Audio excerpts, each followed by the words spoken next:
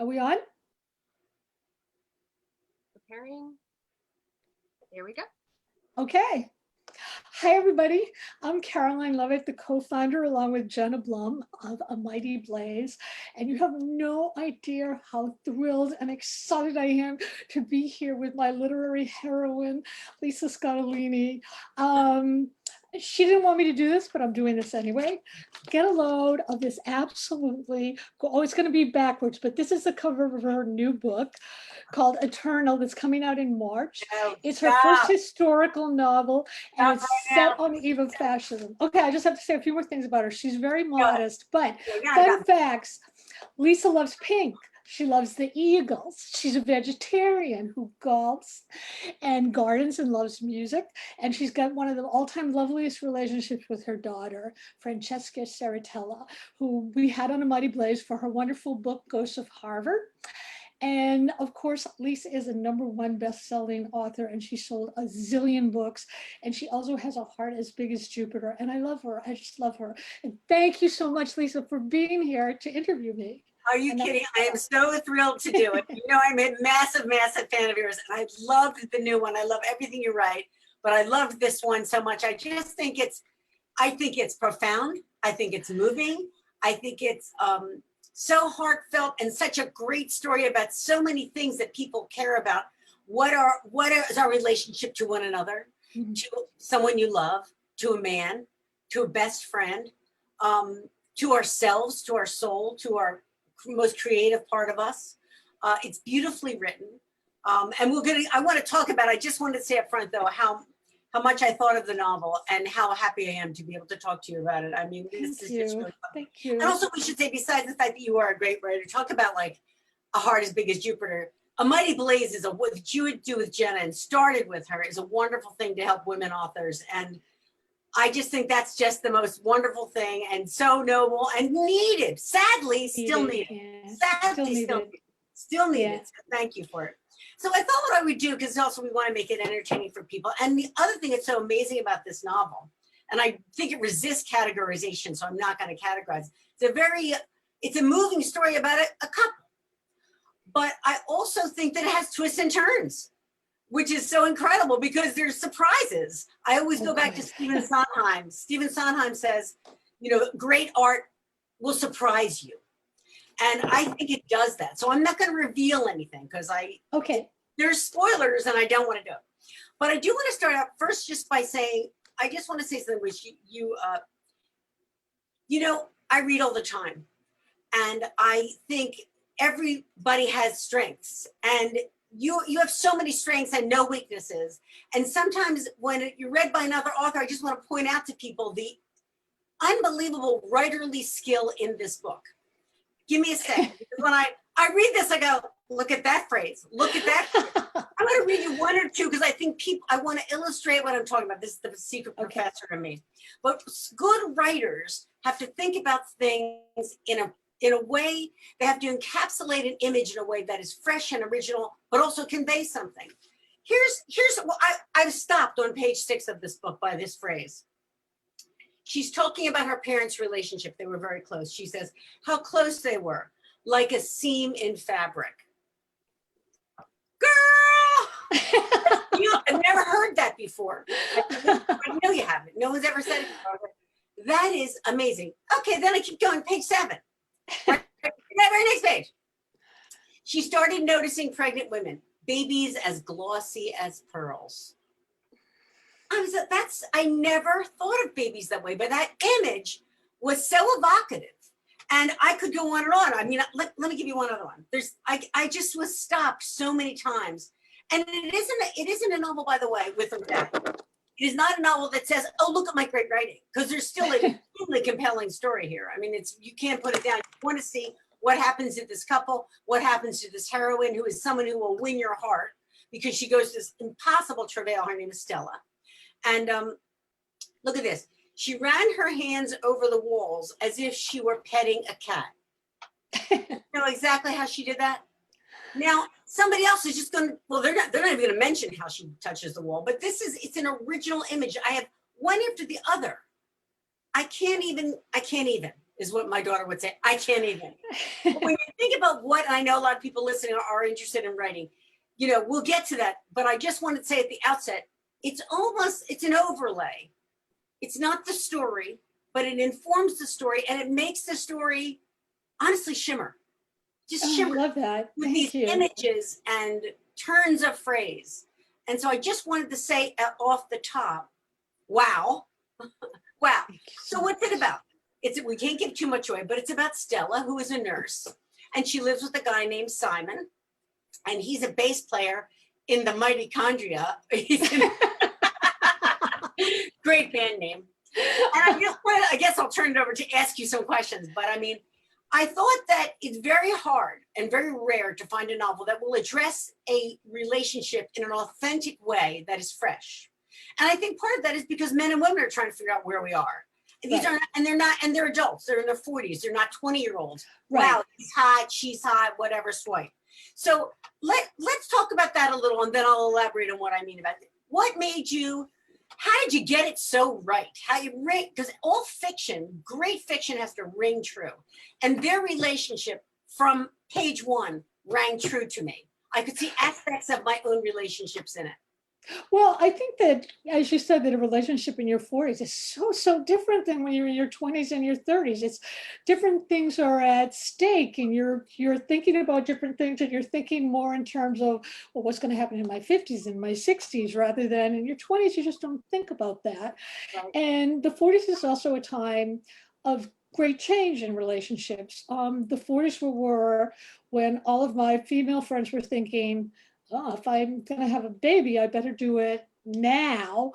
And a lot of my male friends were thinking, oh, if I'm going to be in a marriage or a stable relationship, do I want that? Should I do that now? Or they're thinking in terms of their job. Should I stay here? If I stay here another 10 years, then I'm going to be 50 and it's going to be harder for me to do something else.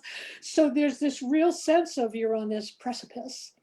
And I wanted to have a couple who had been together a long time, and they loved each other, and they obviously changed, and they were beginning to want different things. And I wanted to see, well, what compromises do you make? How do you work that out? I was really curious myself to see how to do it.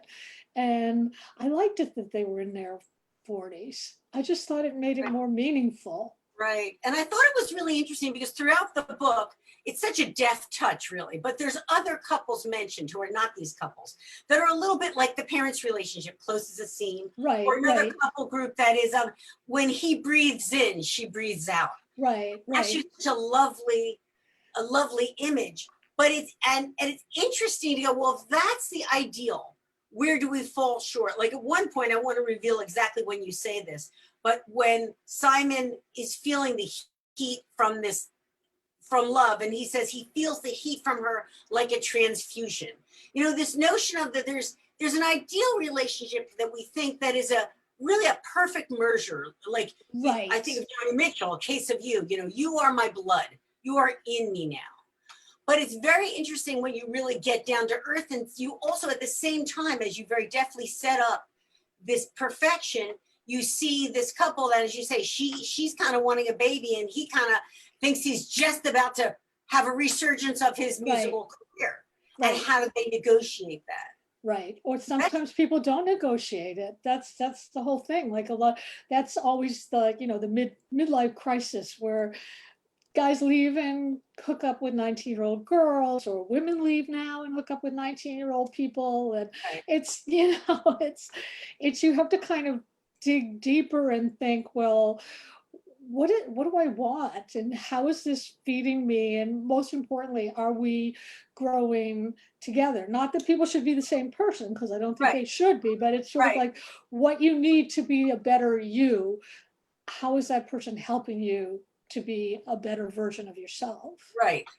Which is so interesting, and because you know, I think you also deal with something that I think real women deal with, which is, what if there's an inequity in the relationship of money earning, Right, skill level, success, fame? Right. Like, you deal with that head on. I guess, should we reveal? I don't want to reveal what is. There's a cataclysmic event that takes place fairly early in the book. Oh, you can reveal that. Okay, so well, why don't you tell us about it? Why don't you tell it, then we'll know how much we can tell.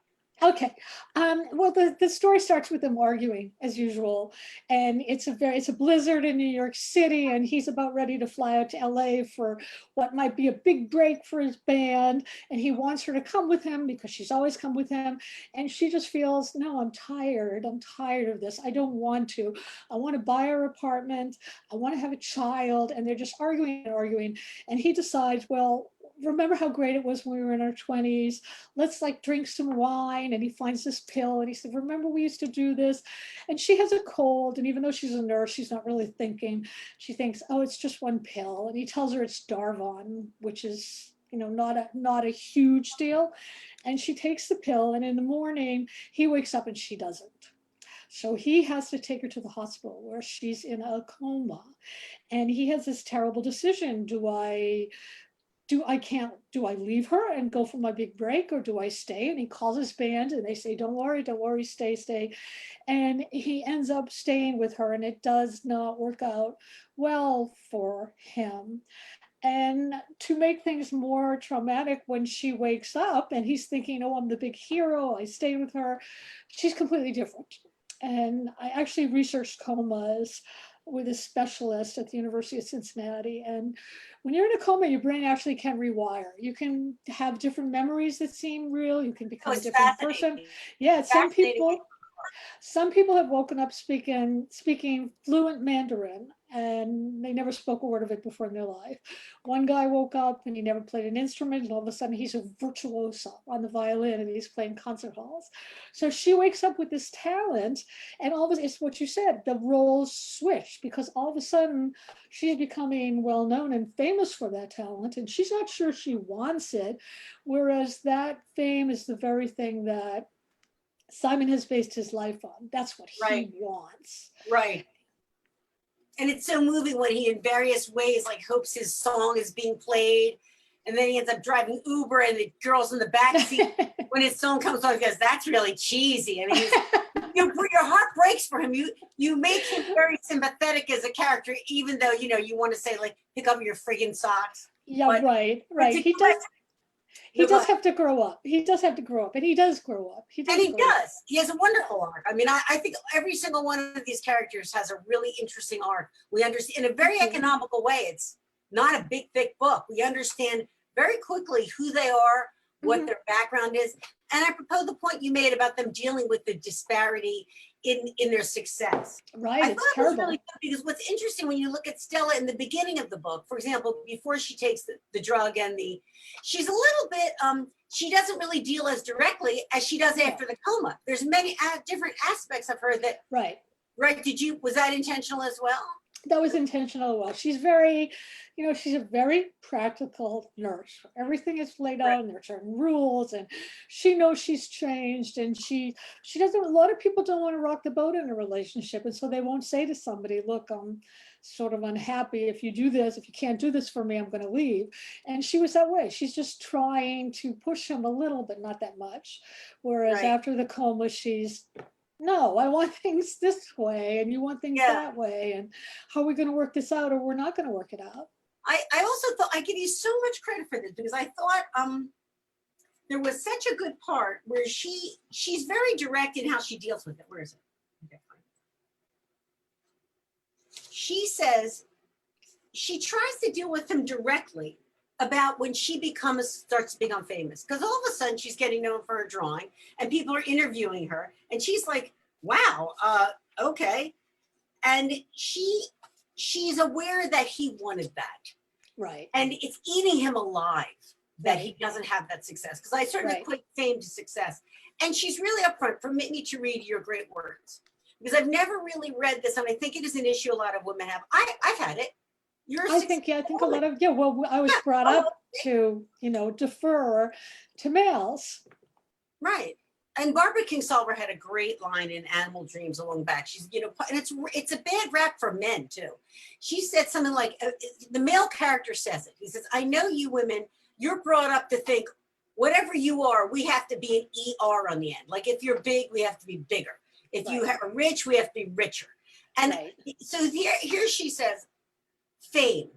It was always fame. She knew how much he wanted it, needed it. But for Simon, fame was something different than it was for her. For Simon, it was a way of telling his father, I matter, which was so really, that relationship is so gut-wrenching. So she actually says it to him. Does this publicity that I'm getting make you feel funny? She asked Simon, because she didn't want to use the word jealous. I thought that, I don't know if there's any woman out there who has not had the experience of when you edit something out of what you say, Right. so that you save some man's face for him, right? She can't bring him to jealous, Right. but Right. she But addressed that's the truth. That's the truth. Though. Are you jealous? Yeah. Are you jealous? And he says, I'm really proud of you. And she has to dismiss it. Yeah, And he's not that proud of it. Right. It's that competitiveness in a love relationship is a really interesting, hard to deal with topic. And I think it is hard to deal with, but I think it all sort of boils down to, being able to get at the truth of who a person is and being able to get at fame has a different meaning for Simon than it does for Stella throughout the book, until maybe at the very end. I mean, and I think if you're using different definitions, it's much harder to get at the truth. Right. And truth is interesting. I think that is part of, the interesting other aspect that I loved about the book is creativity. And what I think is so great about this too is that creativity, I hope that people listening understand, it's not something that only artists and writers and poets do. Everybody, I think this book, if Stella is a person who's a nurse and then has a coma and comes out and is an artist, was she an artist before? I mean, that's a really interesting question. That's what I asked the coma researcher that I was talking to. I said, what happens? How can that happen? And he said, well, we don't really know. All we know is that the brain is a very mysterious thing, and neurons fire differently when you're in coma, and different things fuse together. And who knows? Maybe that violin virtuosa could always play and always had a natural gift. It was just somehow buried under something else. Or maybe that person, maybe Mandarin was a language that his great-great-great-grandfather spoke, and it was in his cellular memory and it came out. We don't know. You don't know like what is going to make you creative. And there are all sorts of stories of regular people who all of a sudden decide in their 70s, I'm going to write a novel. And everyone says, oh, isn't that sweet? And then they go and they write this brilliant novel. I mean, I think we all have capabilities, and we're just so used to thinking, no, it's too late for me. But the truth is, no, it's not. It's not. Right. And that's what I loved about, I think, the message of this novel, because it's so empowering. I mean, not that it's I want to tell you the message or no, but I took away from it was, that creativity can be in anyone. I mean, there's one point when you say, in fact, she refers to her creativity like a coma. This is who she was, that creativity is who you are supposed to be. Yes. Which is such a brilliant way of putting creativity, because I think that conflates it in a good way with something like truth and authenticity. When you think about writing, you have I've read you before, I love your books, you have a very clear, authorial, lyrical voice. It's an authentic voice that is authentic to you. And that is because, and then you really got onto something, I think, to make that link with creativity being who you are. And it's the truth in you that's on the page. Right. Yeah, absolutely. I mean, wow. And I think everybody is capable of that. It's just, you have all these limits put on you by so many things of who you're supposed to be and what you're supposed to do. And at what point in your life you should be something, which is why I said it in their 40s. And none of it really matters. It's just, it's just digging deeper and finding out who you are and who you can be. I think you want to be. And I think that's a very apt message, I think, for women too, especially because I think we're not socialized to take risks. So we're like, I thought, and lean in that idea that we're not ready. Well, we have to get ready. If you want to write, you have to go to MFA, whatever. There's a million things that have to happen. Which is silly. You're always ready. I mean, that's the truth. You're always ready. It's sort of like, if not now, when? Yeah, and I thought it was interesting, Libby too. I think there's the three main characters, Stella, Simon, and Libby, who's Stella's best friend. Right. I think so much of this book is the characterization is so deep. Like you will not forget any of these characters. Thank you. Thank Well, it's you. so true because you get all of them. Libby makes a little boo boo, something I didn't love that she did, but I understood. Yeah, I Well, I know that was hard to understood it. write. Well, that's what's so great in your world. That's what I love. Look, that's what great fiction. We don't want to read about people who are perfect. We want to read about people Right, who make right, mistakes. And I'm divorced twice. I'm still Yeah. lovable, kind of, sort of. Someone said they wanted to slap Libby. I said, Oh, no, I said, no, keep reading. You'll change your mind. Yeah, no, that's right. I know. That's a hard thing when you're like, please, I forgot the character too soon. No, but you made clear why everybody is the way they are. Right, And right. but in a way that was so really thoughtful and really the word that's coming to mind is, I guess I want to say educational, because that's how I feel, because I love to think about family dynamics and how they shape us or how they don't. So I thought those aspects of the novel were amazing. Thank you. What made you also want to write about creativity? Because I think it is really it is not, it's not really done in popular fiction that much. Because I've had a really weird career and I've had a lot of time to think about, what creativity means and what it feels like and all the myths about it. I teach and I have a lot of students who feel like, when things are going bad, they think, oh, I should give it up. And I always tell them, no. When you start feeling traumatized, that's when you're going deep in your subconscious. And that's when things are going to be, it's true though. And that's when things are going to be really great. Maybe not today, but tomorrow. If you come in and you tell me, here's this book I've written, and it was so easy, it just sort of flew out of my head onto the page. It's the best thing I've ever written. Then I start to think, oh, maybe it isn't, because creativity is meant to change you. You're writing to change yourself, not just changing your readers. And the more I thought about it, the more I've come to realize that I love those stages when I feel sort of semi-hysterical. I think I can't do this. I don't know what I'm doing. I hate the characters. I hate the plot. I should go to dental school. But I've learned to sort of step outside myself and say, okay, that means something good is going to come out of this, because that's my creative process. And I'm doing this for me. And the reason why I'm getting hysterical is I'm probably touching something that I'm not ready to deal with right now, or I'm afraid to deal with, but that's what I need to deal with. Right. And it's amazing when you do, then it flowers. It's incredible. But that's so interesting, because if that's true, and I think it is, because it rings true for me, it follows from that, then everybody should get to, I wish for everybody that they spend some time creating whatever their heart was telling them to create. Because Yes. what you're doing is really, in the end, creating yourself.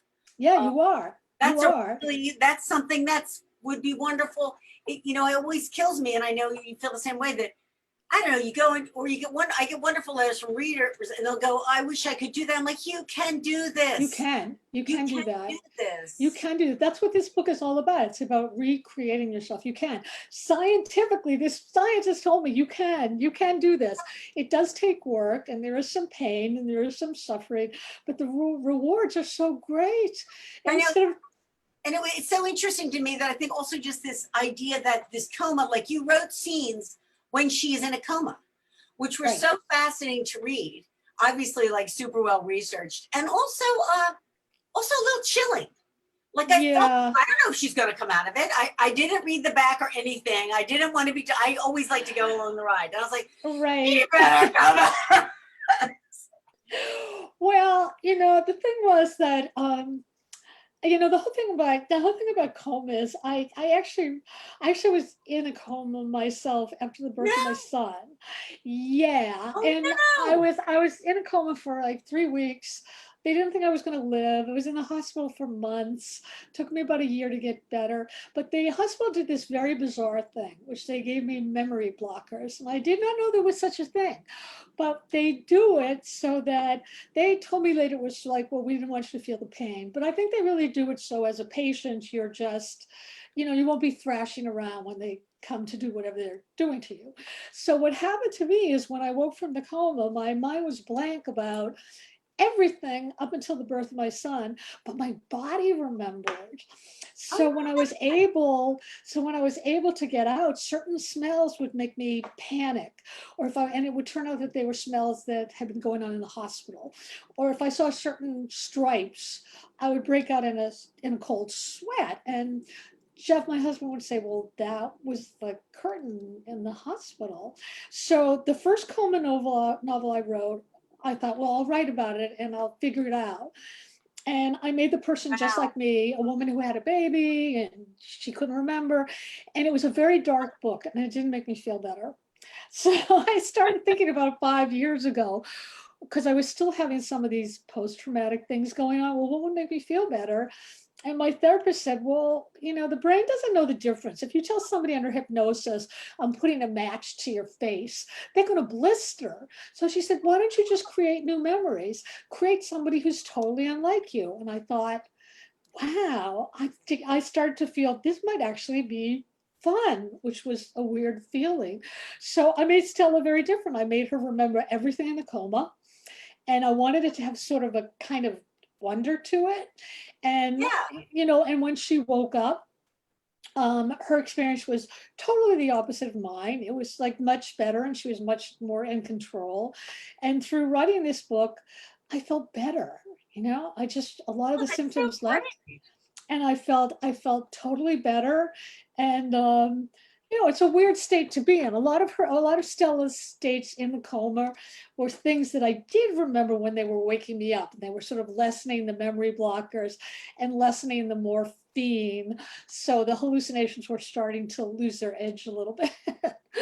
But it's a very weird state. And I think that sometimes people need traumatic things to happen to sort of jar their brains and to jar themselves into being who they really need to be. Wow, that's incredible. That makes so much sense, because it was interesting. There were 1 or 2 points in the coma when I felt like, later she says creativity is like a coma. And I was like, that is very interesting. That are you your truest self when you're in the coma or when you come out of it? I mean, this whole overall idea, what is your true self? What is your true self? And to a certain extent, if you're an ascension adult, you're always kind of looking for it anyway. We're always having I think we're many selves. I think we're really many selves. I mean, I don't know what the true self is. I mean, I actually thought at one point that I would go to a hypnotist and see if I could see what I felt when I was in coma, and then I decided not to because I didn't know what I was going to find. But for Stella, it was something very profound where she was very sort of calm and floating and thinking about things, and because she was changing. It's very much like she went into a cocoon. Cocoon, that's the word I was thinking of. It was great. Exactly. I mean, this is great. Like, exactly. I totally got it. Although I did want to read this last line, because I love this part where it says, we all have multitudes inside of us, each of them young with hope. I mean, that's what I think what this novel is. There's so much to it, but it's really a transcendent story. That's what it really is. The journey that these characters undergo, how they reorder themselves and reconfigure and deal with the coma, and including the best friend. They really, the whole feeling that I had afterwards was being uplifted. That's what I wanted. That's what I felt. I keep saying to myself, it's so weird. Here I am, and I wrote a book about this poor woman in a coma, and I look at it with a sense of wonder, and it's, and it makes me happy. It's like one of the happiest books I've ever written, and that makes me happy. Should. I think people who read it, I hope everybody reads it will feel that way, because I know that they will. I really felt like there's something about the power of the human spirit in it. Yes, exactly. She really undergoes a lot, and she didn't have it that easy when it started. Right. She didn't have an easy childhood, Stella. Right. So she really perseveres in a way that I think women tend to. We're just speaking about women now, since that's what I am. Right. Making the best of things. Make the best, and she goes forward, and she's very giving and generous, spirited person. She's very unselfish. And I see a note that says dogs. So does that bad thing? My dog's barking. Should I give No, it no, up? no, I think Okay. that's all right. Oh, right, oh, right. She said, oh, I see the note. Terrible. I'm like, oh no. I forgot what I was gonna say. But I forget where I was. It's fine, it's fine. Anyway, the point is that we do have this inside of us, and that's something that if we all are open to it, which is what the novel suggests to you, it's a way of transcending the self, which is remarkable. Yeah, I think it is too. I think it is too. I mean, there were so many things that I really wanted to talk about. I mean, not just relationships, but who we can become, and the whole idea of fame and what it means, what people think it means, and the same thing with creativity, what it means and what people think it means, and also the whole idea of how you really want to look at yourself. I mean, you know, it's when you see a painting of yourself, what do you see in it? Right? Do you really Right. see your real inner self, or do you see someone else? And it's the same thing with a relationship. Like, how is that person you're with seeing you, and do you like that reflection that you're seeing? Right. And love. Ultimately love. And love. Yes, ultimately, yes. Hero of It's a very piece. much a love story. I love that piece. It's very much a love story. And I thought that Simon, in the end, is so, I liked him in the beginning. But I also think by the end, I love him. I love Yeah, what, I'm not giving yeah. you, I love his ultimate unselfishness in the end. He does a He very, changed. He changed. he He really, changed. I know when I first started writing him and I would showing the pages to writer friends of mine, some people said like, oh, he's such a jerk, or I don't like him. And I kept saying, wait, just wait. You know, if you understand, you're going to understand why he's acting this way as you read the book. And then you're going to go back and look at him and say, oh my God, I understand exactly why he would be saying and doing what he's doing. And it's, to right. me, it was deeply I sympathetic. I deeply felt, sympathetic. As soon as yeah. you see his relationship, I mean, as soon as you see his family, you're like, I get that. I Yeah. totally get that. You're actually as amazed as that he's as good as he is. Right. He's just great. And he Right, loves right. her. But Yeah, he his does. problem is with, I thought also the relationship was so well etched out, and that he loves her, but his problem with her is the problem with himself. With himself. Yep. Yep. And How that's did a you big thing know in that? relationships. That's a big thing in relationships. Like, a lot of times we expect the other person is going to, you know, complete us or make us Yes, feel better about us, especially women. And you can't expect that from another person. It's almost like you have to make your own happiness and be happy with yourself, and then everything else sort of falls into place, hopefully. it's amazing, really, because I think it's a really it's a very it's an ambitious subject, girl. I give you tons of credit because it's like you're going to write about love and truth and creativity and who and identity, really identity. I mean, Right. what's her identity? What's Stella's identity truly, given that when this thing happens to her, she's really a different person. She's a different person. And that, to me, that was just so, I just read case study after case study of people who had come out of comas. And the thing is, in the movies, coma is always romanticized, and people always look really beautiful when they're in comas. And that's not the case. That's not the case. Usually you look pretty terrible. And I just wanted to give some authenticity to it, and also to show that sometimes the most terrible things that happen in life can have the best, most profound, and almost magical results. Right. And that's what I wanted to show. And when you think about Libby too, that she's a doctor and a best friend, and vis-a-vis giving authority to doctors, you know, in a way, we come to understand why she does what she does, Right, and why right, she is who she is. right. I mean, she's the perfect doctor. She can't even forgive herself a single mistake that's not even a Right. consequential one. Right, right. Yeah, I also wanted to, like, it was important to me that Stella have a best friend, because I think female friendships are so They important. really are. And, you know, that's your bedrock. And these two women were each other's bedrock. And how is that going to play out? And, you know, you don't know. At least I hope you don't know. Right. But No, I you wanted don't. to write about that because it's important. Like, what do you do? How do you handle that? How do you, you know, all these people they're making mistake after mistake after mistake, and all these mistakes are based on misconceptions or fear or whatever. Right. And I just thought that was so interesting. I thought it really worked so well and was so true. I was really compelled by all of them. And Libby too, in that she reminded me of a lot of us where she's really hard on herself. Yeah. She's better than she knows she is. Yeah. Well, that's because she's a woman in a male profession. It's still very much like that with medicine from the women doctors I spoke to. We have some questions. Somebody pointed I see out. them, but I don't know how to get them. I'm sorry. Someone pointed out I have a trampoline, and yes, I do. It's a mini blue trampoline, and I was telling Lisa, it's so much fun to bounce on. You should buy one, like 20 minutes, that's all it's take. Okay, so someone else asked, when choosing Stella's creativity, was there anything pulling you towards drawing, painting? Yeah, there were two things.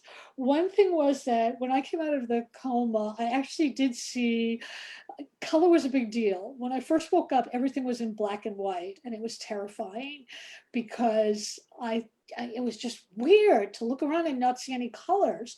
And then when colors came back to me, they came back with sound, like somebody would speak and I would see blue. And of course, a lot of that was the morphine and the other drugs, but a lot of it was, I don't know what the other stuff was. The other reason I did it was because I used to be a painter, not a really good one, but I was good enough when I was in high school. So I got a scholarship to take classes at Mass College of Art, and I took the classes, and of course I was the worst one there, but I loved it. But I felt like I had to make a choice between being a writer or being a painter, because I had to give my all to one of them. And there was sort of no contest. I just really, really wanted to be a writer. So, but I liked the whole thing about, I felt painting was the same kind of, you could go in the same kind of zone that you go into when you're writing, when you're just writing, and you don't hear anything outside of yourself, and you're just in that zone and you are the characters, and it just feels so good. And I thought, well, I'll give that to Stella. And so I made her a painter. At one point I was going to make her an athlete, but I'm terrible at sports. And I thought, no, that one. I also thought that the painting mirrored what the novel was doing, and that people were seeing their truest selves in her art. Which was great. Right. Well, that's. I can't see the questions for what it's worth. I know they're there. I see a little thing that says they're there, but I can't read them. Oh, okay. Ron Block. Hi, Ron. Do you have the characters fleshed out before writing, or do they reveal themselves as you write? I try to have them fleshed out. I write pages and pages, so I sort of know their character arcs, and I know who they are, and I think I know them.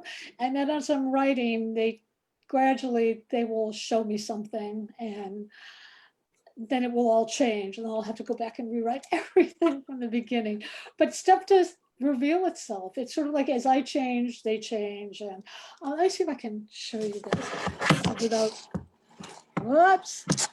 There, okay, you can see it there. That is my character wall where I keep the pictures of all my characters. This is Stella, this is Libby, this is Simon, and there's the other pictures are from another book I'm working on. But that's something that my agent told me to do. And the thing that's so great about it is then you start to live with them. And it's sort of like every time I turn my head, I see them. I think, oh, there's Stella with her hand over her face because she doesn't know what to do. And it sort of seeps into your consciousness, and it's really sort of cool. It's really sort of cool to do. Cool. Do you do that? No, but sometimes I have to write down, like, because I'll forget the color eye somebody has sometimes. I'm like, oh yeah, I get that. Mess that up. Do you find that when the copy editor gets to your work that you've like maybe had somebody be pregnant and all of a sudden they give birth like 2 days after they find out? Once I had people in an office 7 days a week, I was like, oh, yeah. I lost track a little. Well, do we have any other questions from anybody, from me or for Lisa? Okay, well, you're more than welcome to post anytime. And I just want to say, Lisa's going to get angry with me for saying this, but I have to tell you this, that Lisa's latest book, Someone Knows, is a New York Times bestseller and a top fiction pick for April. It's a most anticipated mystery and thriller list for spring, even though it's already out. It was a mystery and thriller best book of the month. It was a must-listen audiobook for April. And everybody should go on and buy 1 million copies of it. And I also want to say again, oh, I'm sorry, I don't have the mirror function on, so you cannot see how this is, just how beautiful this cover is. It's her first literary, it's her first historical mystery, and it's amazing. And Lisa is amazing. And Lisa, I Well, this cannot is the thank you amazing enough. one, with or without Oh, you. you're not a mirror. love Thank you so cover much. Thank you so much. I just love this cover and I love the novel, and I'm so happy to have done this. I hope that, I hope you enjoyed doing this, having me fawn over you, because I was happy to do it.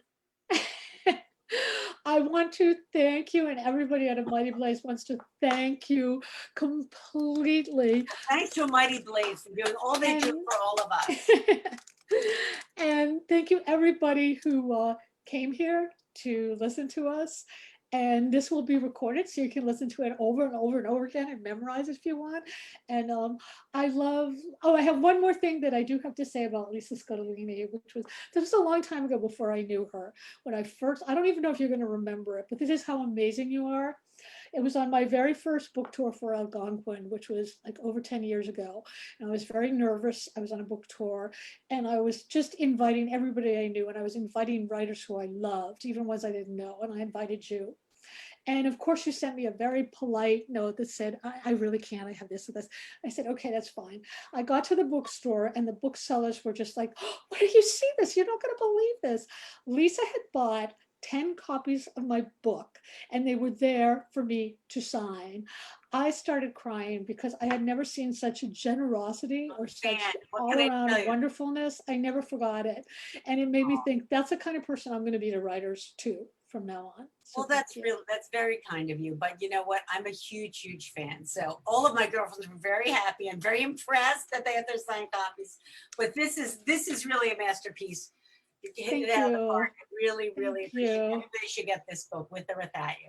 Thank you. And thank you everybody for showing up. We're going to close down from A Mighty Blaze. And